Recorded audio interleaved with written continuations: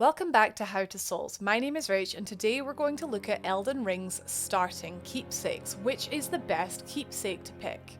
What is going to help you the most at the start of the game and what is going to be a great investment for the late game? Let's jump right in. Before we get started, if you haven't already seen my video on Elden Ring's classes and what might be the best class for you to pick, I urge you to check out that video in the cards above now.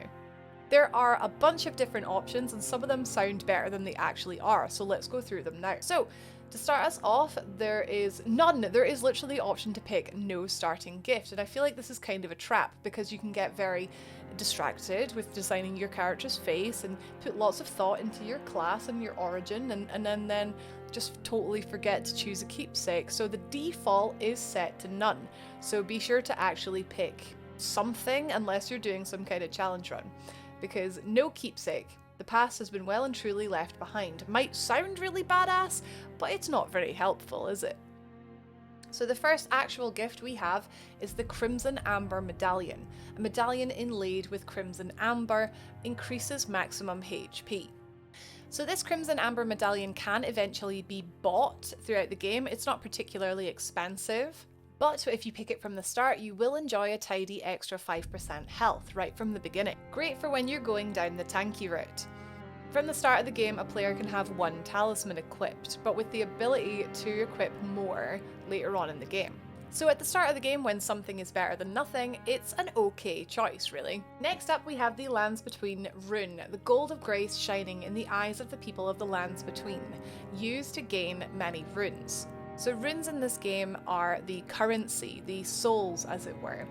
And you get a Lands Between rune right from the start, which gives you 3,000 runes, which is a huge boost right at the start of the game for some early levels. However, you can't actually level up right at the start of the game anyway until after you've cleared your first camp. So bear that in mind, don't use the item too early with the risk of losing it. Next we have a golden seed washed ashore from the Lands Between, said to reinforce sacred flasks. So flasks in this game are for healing or for restoring FP. This is a powerful starting keepsake. Nothing beats having an extra flask. Honestly, it's an extra heal or an extra mana potion right at the start of the game, and in my opinion is the best starting gift to pick for a beginner. These golden seeds can be found plentifully in the main game, however you won't find your first one without a lot of exploring until a good few hours in. So picking it right from the start does give you that extra boost just to sort of settle into the game's combat. Next we have the Fanged Imp Ashes, the ashes of small diminutive golems. Ashes are said to hold spirits within. Spirits in this game are summonable allies that last for a limited amount of time depending on how long they, well, stay alive. The Fanged Imps are pretty good at staying alive because they're literally made of stone. However, you can't actually summon spirits in Elden Ring until after you obtain your mount and return to receive the summon bell. If you're curious about how to do this, please do check out this video above where I go into detail exactly how you can acquire summonable ashes. And as with most other keepsakes, the Fanged Imp Ashes can be bought later on in the game, so don't worry if you don't choose them, there is still a way to get them for completionism later on. Next is a cracked pot.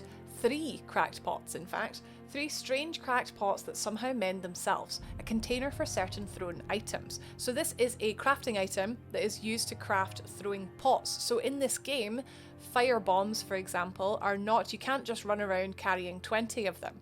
You need 1 cracked pot per consumable that you create. So with these 3, you can have 3 fire bombs right from the beginning if you find the cookbook that allows you to craft the fire bombs themselves. So cracked pots you do find, however not plentifully, so getting 3 from the beginning, especially when you can craft fire bombs that you can throw from the back of Torrent, is pretty good. It's situationally pretty good. So if you're planning on using a lot of fire bombs or perhaps poison bombs, etc., getting an extra 3 pots right at the start isn't a bad idea.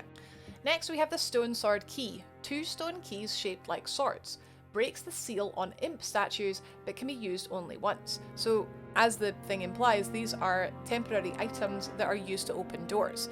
Imp statues sometimes require 1, sometimes require 2 stone sword keys to open, and they allow you to access hidden areas that are often filled with treasure, secrets, shortcuts, etc. in various buildings. The Stone Sword Key is a solid choice as a starting gift because although these can be bought and found, they are not that easy to find and they're quite expensive to buy. So you could look on this as an investment if you are going to be searching for secrets everywhere you go and you want an extra key to get you started. Next, 3 from the bottom, we have the Bewitching Branch. 5 sacred branches charged with beguiling power, said to originate from the demigod Miquella. So the Bewitching Branch uses FP to charm pierced enemies. So you will be able to craft these later in the game, but if you want 5 to get you started, this branch will use your FP to turn an enemy into an ally, although this is temporary. It's unknown at present whether this works on all enemies, but it could definitely turn the tides before you acquire the summon bell when you're trying to take out a big group of enemies at a camp. Second from the last in the list, we have the Boiled Prawn gift. 5 pieces of boiled prawn. Boosts physical damage negation. So boiled prawn is a craftable item. It boosts physical damage negation for a certain duration. So that means it gives you more defense essentially, but temporarily. And once eaten, it's done. It's a consumable. Its item description does say that it's delicious, and it's making my mouth water, so if you're someone that is planning on making a tanky character, a tanky build, having some boiled prunes on you to help soak up some damage could be the difference between life and death, especially when it comes to the game's difficult bosses. And last on our list of keepsakes, we have Shibredi's Woe. The crazed likeness of a noble whose eyes have been gouged out. Attracts enemies' attention. This is a very, very interesting item to have as a starting keepsake in this game. This is quite clearly aimed at people who know that they're going to want to play this game in multiplayer. Shibredi's Woe is used to constantly attract enemies' aggression, like a tank. So if you have a friend who is playing through the game with you, perhaps they are a lighter enemy or maybe a caster, etc., you can equip this talisman and you will be the one taking all of the aggression. Hosts will love you for making their lives easier, taking all the aggression, allowing them to get all the glory and damage while you just deal with the dodging. This is a starting gift clearly aimed at people who know what they're doing, people who are wanting to have a little bit of fun with co-op and make other people's lives easier. However, if you're planning on playing through the game solo, it's not a good idea to go with this item. So with all that in mind, it's time to take a look at what I think the best starting gift for a beginner would be, and it is hands down the Golden Seed.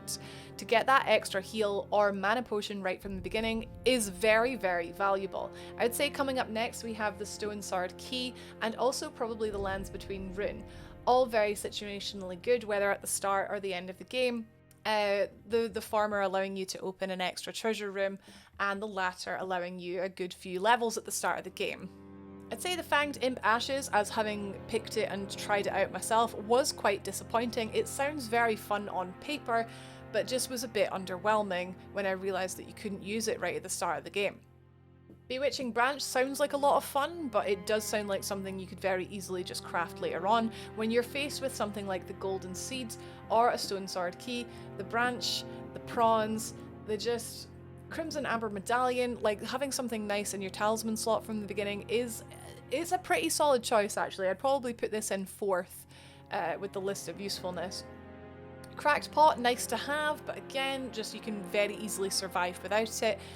It'll be a while before you find all the recipes to actually fill the cracked pots anyway, so yeah, interesting choice, but perhaps not what I would advise going for. So with all that in mind, I hope that has helped you decide what your first starting keepsake in Elden Ring should be. Please let me know what you decided to go with in the comments below. I'm curious what your gut told you. My gut was very torn between the seed and the ashes, but I went with the ashes and I kind of regretted it. They're good, but just that seed, man. I should have picked the seed. And now my treasure hunting booty is now thinking I probably should have gone with the Stone Sword Key, because I'm loving opening all these doors and seeing what's hidden behind them. Looking forward to hearing what you guys think in the comments below. Thank you very much for watching. Remember to subscribe for more Elden Ring videos like this here on How to Souls. Rise, Tarnished, and I'll see you in the next video.